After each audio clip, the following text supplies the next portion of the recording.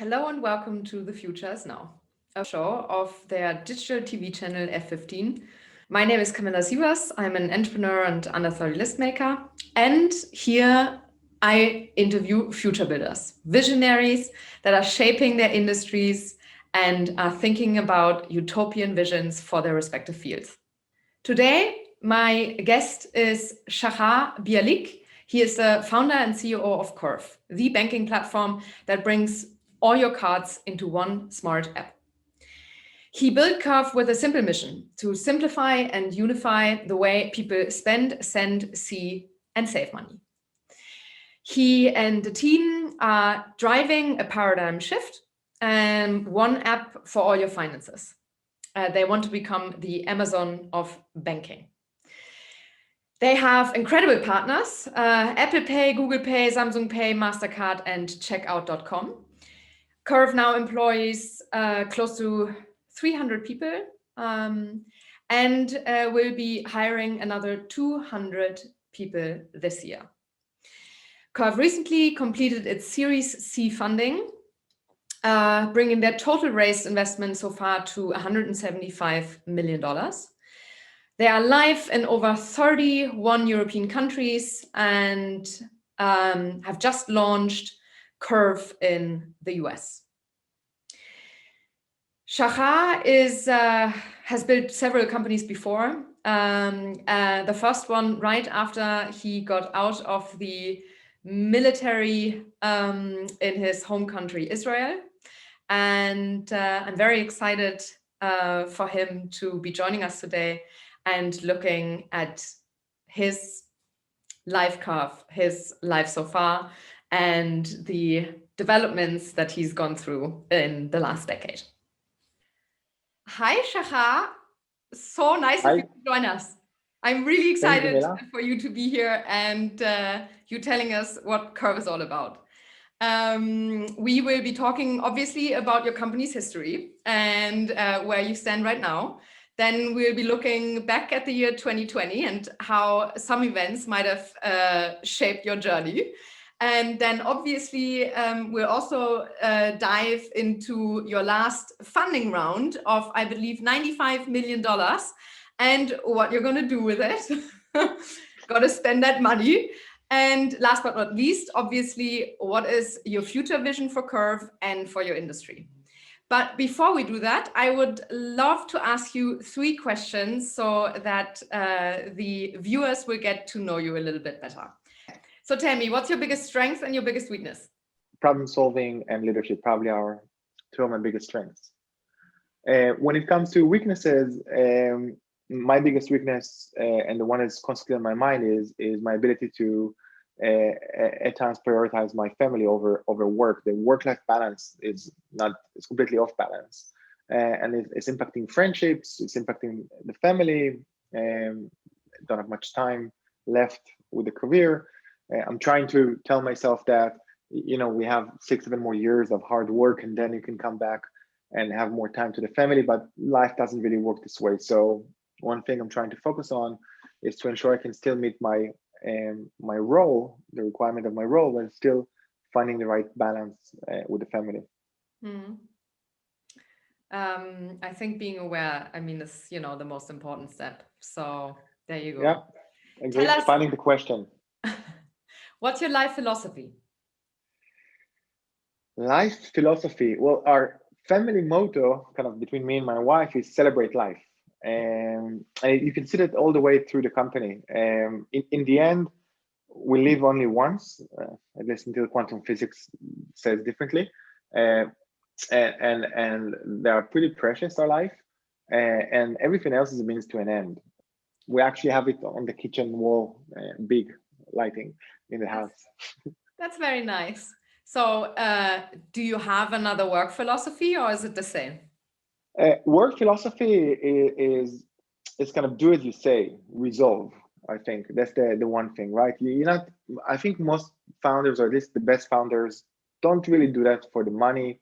They do it because of resolve. They set a goal and they're gonna make it. That's because they set a goal and they're gonna make it. Why? Because they set a goal. It's kind of a virtuous cycle of things.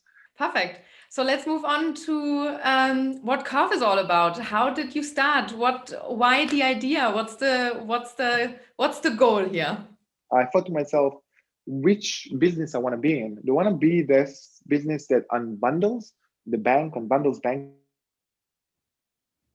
audience, or do I want to build a company that taps into the rebundling race and builds the best product that allows me to the most chances to succeed in rebundling money? And that's where I came up with Curve, which is build a product that doesn't change people's behavior, doesn't change the products people use, because there's many of them, especially as unbundling will continue and fragment your life. And it focuses mostly on the user experience and the ability for a customer to have one focal point of access to everything money, and simplifying and unifying jobs that people do with money in celebrating life, because money is the means to an end. What's the end? Celebrate life. This is where it came to the company mission. And this is where we started Curve, and the vision is of course to become your operating system for money. Or as you say, I read this somewhere. You want to become the Amazon of banking.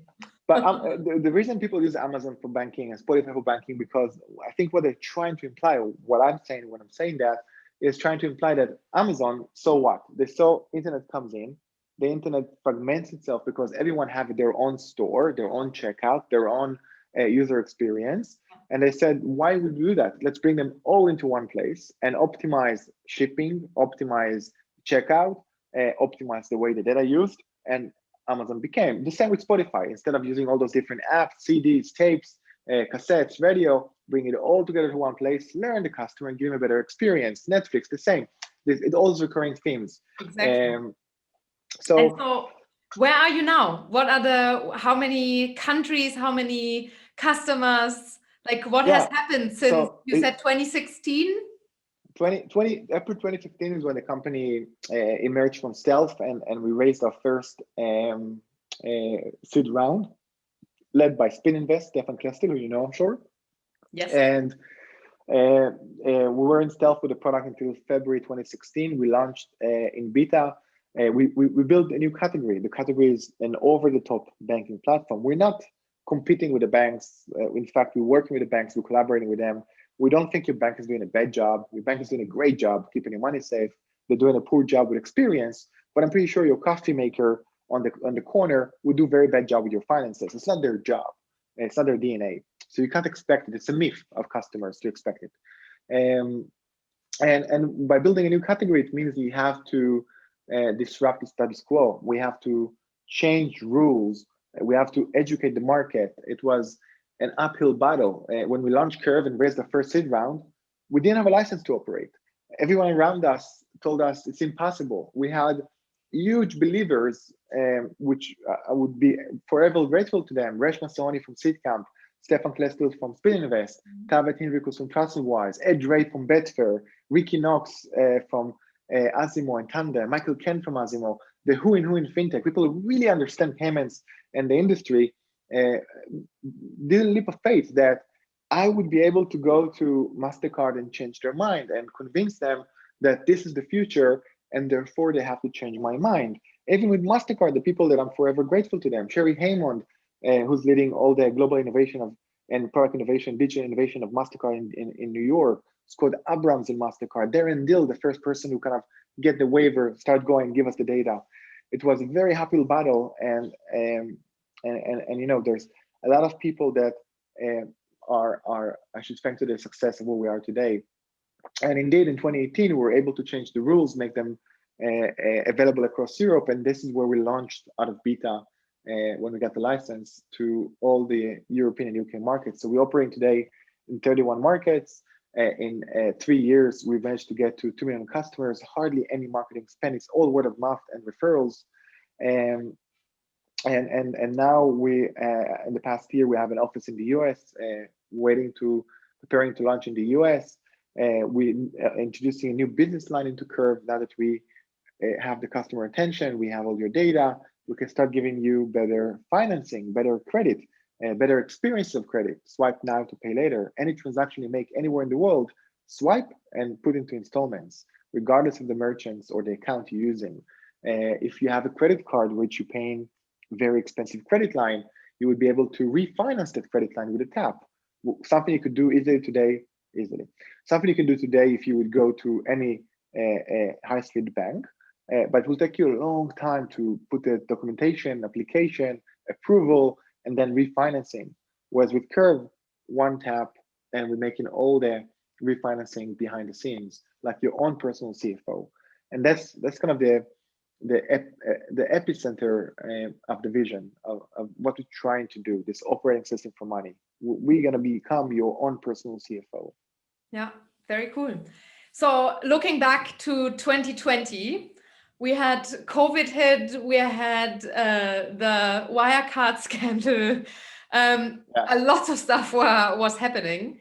And yet you apparently, got to close $95 million in, what is it, Series B? Series C? Yeah. So how was the last year for you, and how did you, what was your leadership like in times of COVID or during COVID? And yeah, tell us a little bit. 2020 was really kind of a let's try kind of curve, like let's see what they can handle, and kind of really challenging. And I think the unspoken heroes of the company are really my team. Each and every one of them did everything they could to make sure the company succeed. From pandemic hit in March, the first thing we've done is that we didn't know what will happen. We didn't know what would happen to the market. Could we fundraise? We can't fundraise. We'll be able to hit our plans. We'll be able to continue to grow. Just so many unknowns. So the first thing you do when you have so many unknowns is increase runway as much as you can to give you the best chances to succeed and weather the storm. It's a black swan event. And we're lucky we had very good investors calling me, Stefan Klestil again, Katai Ventures, and basically with a baseball bat in your head, get runway. We don't know what will happen. There was a funny conversation with one of my most prominent shareholder who's very experienced in the markets for over 30 years, very known figure. And the first week of March, he's like, yeah, I'm not so sure it will pass. The third week of March is calling me, is like, I've never seen anything like that. Fixed market income is not moving. There's no velocity. Increase runway, whatever you can. So we start increasing runway, and how did you do that? Heroes. You stop all discretionary spend immediately. That's the first thing. You then start negotiating with suppliers and decrease that. You start seeing any fat you have and reducing them to reduce the burn, monthly burn. You're moving into figuring out more revenues to increase the cash activity. And in the end, you sometimes need to move to reducing the team size. In our case, to reduce our team size during COVID pandemic was the last resort. People and their families are reliant on their work. It's not their fault, obviously, if we need to get there, and we've done everything in our power to get there. We started, when we got the last resort, we started with first leadership team reducing their salaries. I reduced my salary to £1. My leadership team reduced the salaries, some even up to 80% of the salary to reduce it until we got the Series C. And we still had a buffer we had to recover. And this is where we went to the team and told them, guys, we have X amount of money we have to still find. We exhausted all places. We don't want to reduce our team size. And now we're talking about 300 people or so, right? Yeah, we're talking about, it was 250 people, something like that, 240 people. And we asked the team to enter a deferral scheme voluntarily. You don't have to. It's anonymous, like for finance function. And we asked you to do that because by even deferring your salary by 10% a month, in aggregate 250 people, you would save 10, 15, 20 people's jobs. And that was I wanted to cry at that moment as a founder. That was the most heartfelt activity. I have tears in my heart now, because the majority of the team that could reduce their salaries for their colleagues, for their peers, not for me, not for the company, for their colleagues, And that's where you see camaraderie in the company, and that's where you can measure the culture of the company. Absolutely. And it's remarkable to see. And indeed, when Seriously came in, we immediately give them all the salary with interest, or they could actually replace that with equity in favorable terms, however they wished, which was it was remarkable to see. So that's the first thing that happened in March and April with replanning for the year. And we thought everything's okay, and we have a plan. Start plowing through that, and then we start to hear noises about wirecard, and we start to pick up phone calls, what's going on, and then on a Friday morning, I think the 20 something of June, I will never forget that phone call. A very senior executive at Mastercard calls my mobile. They never call my mobile, and it tells me, Shachar, I have bad news. I have to shut down all Curve accounts. I'm like, what are you talking about? The FCA pulled out wirecard license, and therefore all wirecard beans, all the companies that operate on the wirecard infrastructure has to stop operating immediately. Which is also Curve at this point. Yes, which is Curve at that point. Now, like a very good founder, I'm negotiating with him. Like, wait, don't, give me a few more days. And the funny part is like, listen, you can negotiate as much as you can. Trust me, if I could do something, I would. It's the FCA, it's the regulator. I have to follow what they say. And once I realized there's nothing to do, I immediately told them, okay, thank you for alerting me as soon as you could.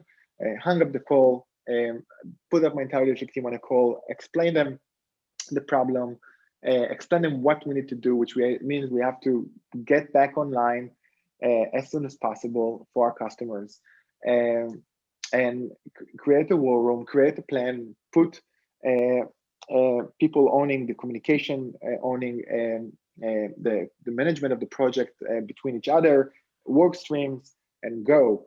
Now, the funny part is that anyone who knows about payments would understand that this is almost an impossible fit. We had to change. We also use wirecard as an acquiring, like ADM, acquiring activity, and they lost their license there. So we had to replace, and also all the fraud stuff, we couldn't use them anymore.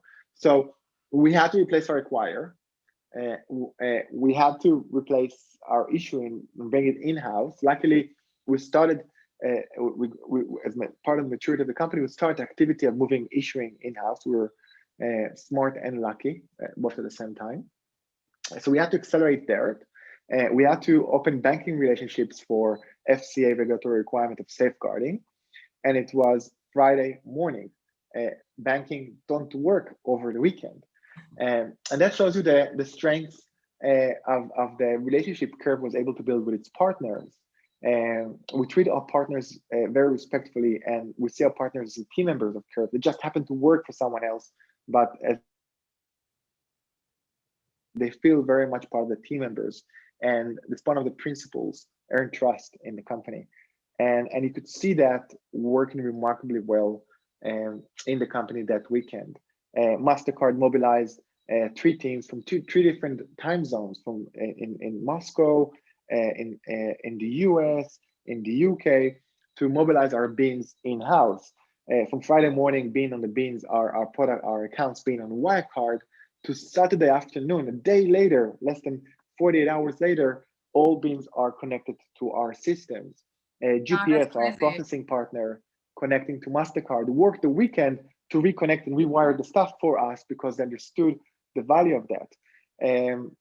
Investec Bank, which happens to be one of our investors from South Africa and the UK, worked across the clock all weekend to KYC us, KYB the company, and open accounts to allow us to ensure safeguarding is there.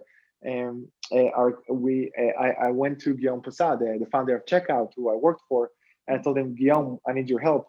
We have no acquire, we have a weekend. And Guillaume, with his great leadership, got his entire team to leave everything they do and work with us over the weekend, sometimes until some nights until 6 a.m. in the morning with my team to reintegrate everything to make it work. And we had a remarkable collaboration within the team to make sure all streams are connected and know what's going on and how we progress, and if anything is red flag, so we can address that. And wow, I have the feeling like only off this weekend you could already make like a mini series on Netflix. It's remarkable. And communication, like what fueled us the most is that we kept communication very strong. We kept very much communication. When you have a crisis, you take a transparent stand of communication and you over communicate. So communication from the executive team to the board and shareholders, they know what's happening. They know we have a plan and they see progression of the plan over that weekend. Communication with our shareholders who are retail shareholders, CrowdCube founders, and our customers who are, we also treat them as shareholders. What's happening? How we're going about that? And this is where you saw the advocacy of our community, with people going on social, supporting us, sending us pizza to people's homes late night, or giving money to charity on our behalf, and of course we doubled that as well. That was the most incredible incredible outcome we could have received, which is the appreciation of our customer base of this incredible weekend. Yeah, so that's just two things that happened in 2020. That's crazy. So 95 million. What for? What are the next steps? The one thing is that, you know, when you start business, especially a very ambitious one, you always underestimate how hard it is. And it's good you overestimate, because if you would not overestimate, you probably wouldn't start that, which is fine. So the always takes longer, always costs more money. That's exactly. A golden so rule. It does take longer, and it does cost a lot of money to build a truly global company, to hire truly the best talents you can hire, which is the most important part, and to build a product that is, especially in finance and banking, which is heavily regulated, it costs a lot of money. And indeed, we're going to use this money to do two activities, really quite simple. Number one activity is geographical expansion, which is we're now in 31 markets, the UK and Europe, and 30 states within Europe. And in Europe, we need to double down. We want to continue to double down on this market. It's a huge market. 50% of our customer base are in this market. We haven't localized the product. We haven't really initiated growth launching activity there. So expanding to Europe, and of course expanding to the US, which is one of the most exciting markets in finance today. Huge market. Innovation is starting to happen there in the past 2 years, and it's just increasing. The unbundling we saw 5 years ago in Europe is happening now in the past 2 years in the US. So it's geographical expansion, US, and double down in Europe. The second one is around product expansion. And we want to improve the experience of the Curve product, introduce more experiences and more models to customers to rebundle their finances. The first step, for example, is Curve Credit, where we bring the lending world into the OS, the Curve operating system. Awesome. So, I mean, many plans ahead.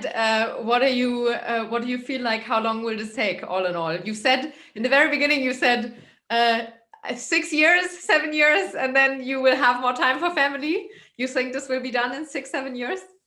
So the question is, what it will be done? I think the vision is something you can never achieve. A good vision is something that can carry you. Yeah, can carry you for many, many years. The best company I think they've done that is Disney. Their vision carries them for over 50 years now. The mission can change. The mission right now is to build a sustainable, from a business perspective, build a sustainable company that simplify and unify the way you spend, sense, and save.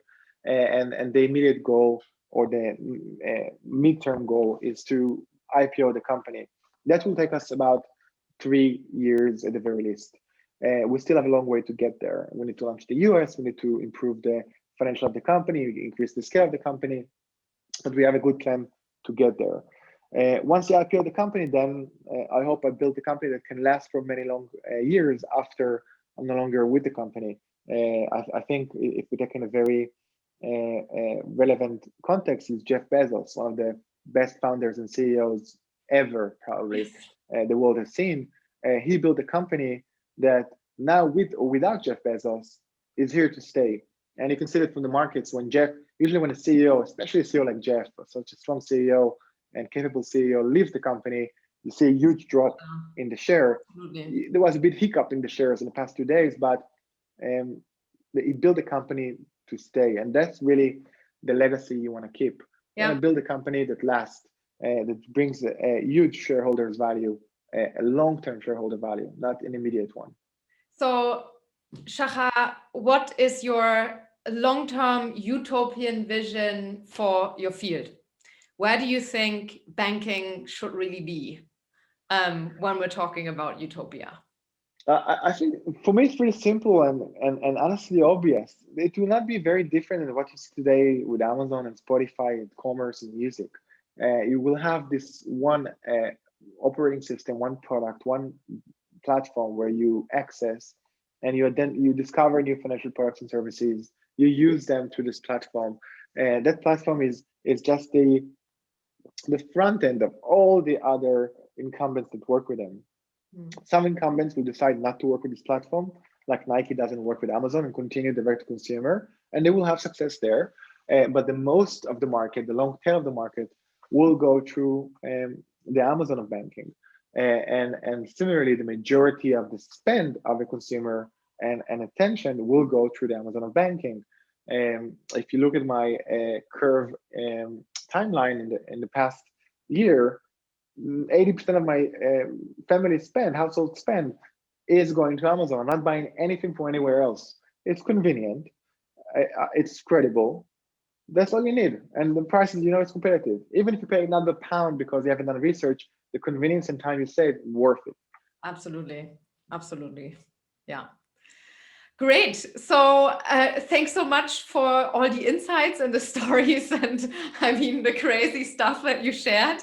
I would like to ask you to complete 5 sentences for me to close or round up this interview. And the first one would be, so what do you think the long-term effects of the COVID crisis are for startups? I truly don't have a good answer for that. I think some startups will enjoy the benefit of moving more to the online world, whether it's online health, whether it's e-commerce.